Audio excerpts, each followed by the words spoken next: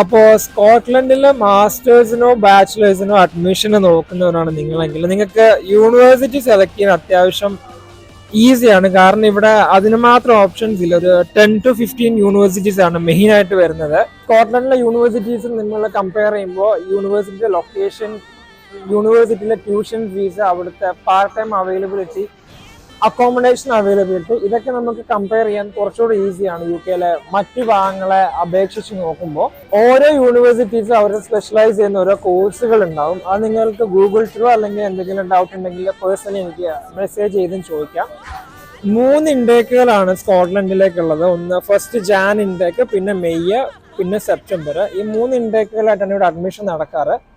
അപ്പൊ നിങ്ങളുടെ അവൈലബിലിറ്റിയും നിങ്ങളുടെ ബാക്കി കാര്യങ്ങളൊക്കെ മാച്ച് ആവുന്ന രീതിക്ക് നിങ്ങൾക്ക് ഇൻടേക്ക് സെലക്ട് ചെയ്യാം. അപ്പോൾ സ്കോട്ട്ലൻഡിലെ സ്റ്റഡീസിനെ കുറിച്ച് എനിക്ക് മെസ്സേജ് അയച്ചവരോട് എനിക്ക് ഇതാണ് പ്രധാനമായിട്ടും പറയാനുള്ളത്. അപ്പോൾ നിങ്ങൾക്ക് കൂടുതലായിട്ട് എന്തെങ്കിലും അറിയണമെങ്കിൽ ഒന്നെങ്കിൽ കമന്റ് ബോക്സിൽ അല്ലെങ്കിൽ എനിക്ക് മെസ്സേജ് ചെയ്യാം. ബൈ.